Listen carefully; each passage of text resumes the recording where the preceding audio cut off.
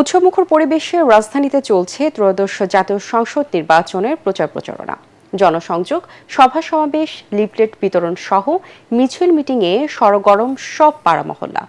জয়ী হলে সংস্কার, উন্নয়ন, মাদক ও দুর্নীতিমুক্ত সমাজ গঠনের নানা প্রতিশ্রুতি দিচ্ছেন প্রার্থীরা।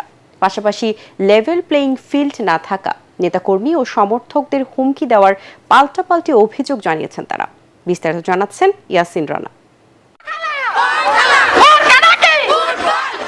জমে উঠেছে ত্রয়োদশ জাতীয় সংসদ নির্বাচনের ভোটের মাঠের আসল লড়াই।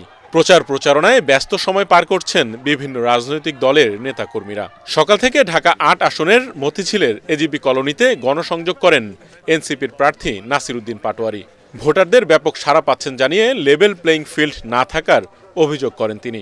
আমাদের প্রশাসনের যে জায়গাটায়, প্রশাসনিক জায়গাটা আমরা মনে করব যে তারা এক পাশে হেলে রয়েছে। কোন দিকে হেলে রয়েছে? সেটা বিএনপির দিকে হেলে রয়েছে।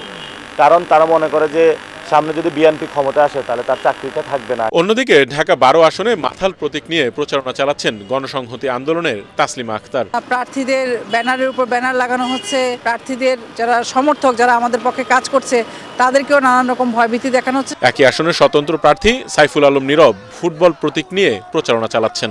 মগবাজারের অলিগলি সব জায়গায় মিছিল নিয়ে যাচ্ছেন ভোটারদের দাঁড়ে দাঁড়ে। আমি এই মাঠের সন্তান হিসাবে এই মাঠের সকল মানুষের সাথে আমার একটি সামাজিক বন্ধন আছে।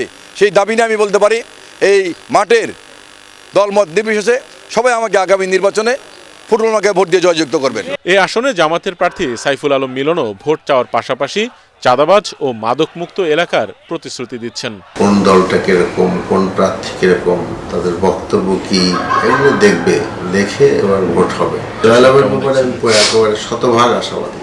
ঢাকা ১৮ আসনের দক্ষিণখানে প্রচার প্রচারণা চালান বিএনপির প্রার্থী SM জাহাঙ্গীর হোসেন। তরুণদের নিয়ে এই আসনের সমস্যার সমাধান করার প্রতিশ্রুতি দিচ্ছেন ধানের শীষের এই প্রার্থী। আমরা এই সমাজে বসবাস করি, সকল ধর্ম বর্ণের মানুষের সমাজে বসবাস করে। মানুষের কল্যাণের জন্য কে মুসলিম, কে হিন্দু, কে বৌদ্ধ, কে খ্রিস্টান, আমরা সেটা দেখবো না। আমরা আগামী দিনে মানুষের সাথে থেকে মানুষকে সেবা দেওয়ার চেষ্টা করবো ইনশাআল্লাহ। ঢাকা ১৭ আসনের শাহজাদপুর এলাকায় নির্বাচনী প্রচারণা চালান জামাতের প্রার্থী ডাক্তার SM খালিদুজ্জামান।